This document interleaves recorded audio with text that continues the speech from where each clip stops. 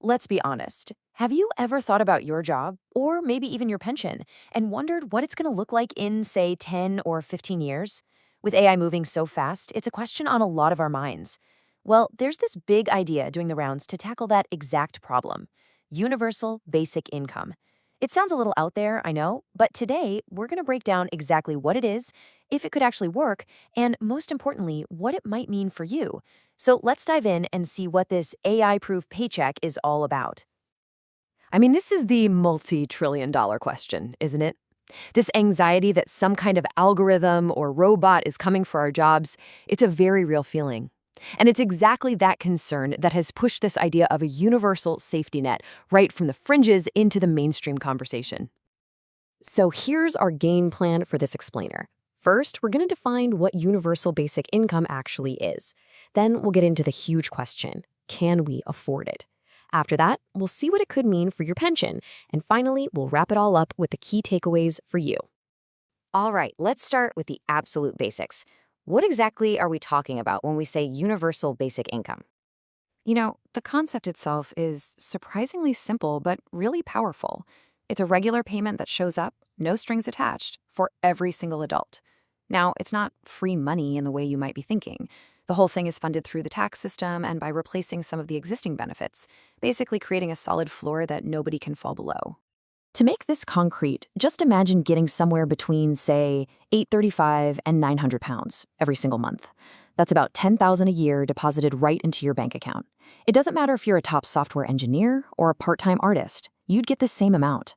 All of a sudden, this isn't some vague idea anymore. It's a pretty practical proposal. And listen, this is not just some theory cooked up in a lab. Real-world pilots are happening right now. You look at Wales, and young people leaving the care system saw their mental health get better. And guess what? Most of them kept working or studying. In Germany, people didn't quit their full-time jobs, but they did feel confident enough to switch careers more often. And it's a similar story in the US and Ireland.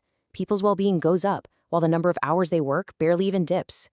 The common thread here is more security, not a bunch of people quitting their jobs. Okay, so let's get to the question that everyone immediately asks: the money. Can a country like the UK really afford to do something on this kind of scale?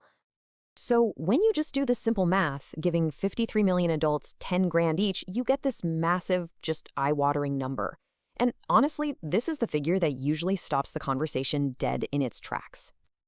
But that huge figure, it's nowhere near the full story. It completely leaves out all the money the government would save by replacing other benefits, and all the new money it would get from making a few adjustments to the tax system. See, once you factor all of that in, the estimated net cost, the real cost, comes down to a much more manageable range. Now, don't get me wrong, it's still a huge amount of money, but it's not that astronomical, impossible figure anymore. So how big of a commitment are we really talking about? Well, the net cost of UBI would be somewhere around 2 to 3% of the UK's entire economy. And just to put that into perspective for you, the NHS costs about 7.5%. The key point here is that, yeah, it's a major investment, but it's in the same ballpark as other massive national programs we already have. So how on earth would you find that money? Well, economists have actually proposed a whole menu of changes. Things like scrapping the personal tax allowance, which makes sense since UBI would act as a new tax-free base for everyone. Then you've got small hikes to VAT and national insurance. The point here isn't to get bogged down in each one, but just to show that a detailed, pretty viable funding plan does exist. Okay, so how would this brand new system shake up another critical part of our financial lives, our pensions? If you're getting UBI for life, what happens to your state and workplace pensions? And this is where we see a really major trade-off. With UBI, your baseline retirement income could nearly double to over £22,000 a year, and that's before you even touch your workplace pension. But, and this is a big but, to help pay for that, the proposal involves getting rid of the triple log. That's the policy that makes sure the state pension goes up every year. And the state pension age might have to rise to 68 or 70 a lot sooner. It's a fundamental shift, a much higher floor, but with a different set of rules. Another key change would be to pension tax relief. Right now, the system is, well, it's pretty complex. The government basically gives you back the income tax you paid on any money you put into your pension. But what that means is that higher rate taxpayers get a much bigger top up, a whole 40% back, while basic rate taxpayers only get 20%. So the proposal to help fund UBI is to simplify this whole thing completely. Everyone, it doesn't matter what your income is, would get the exact same flat 25% government top-up on their pension savings.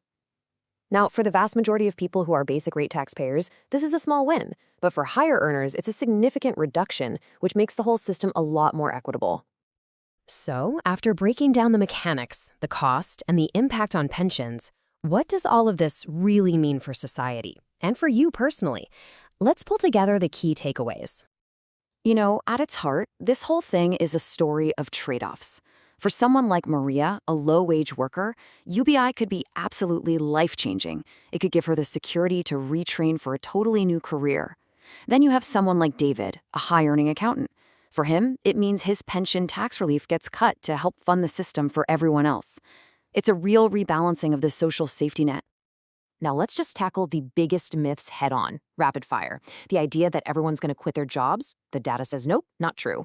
That it's going to cause hyperinflation, economic models show a tiny, tiny impact. And the idea that this is some fringe fantasy, you know who the loudest voices calling for it are? The AI engineers and the futurists who see the scale of the disruption that's coming firsthand. So, why does any of this matter for you today? Well, the expert advice is pretty clear. First, keep contributing to your pension. That personal safety net is crucial no matter what the future holds. Second, start thinking about diversifying your skills. Look into areas that rely on human empathy and creativity, the stuff AI can't easily copy. And finally, just stay informed. These debates are happening now, and they are going to shape all of our futures. Ultimately, this is the thought I really want to leave you with.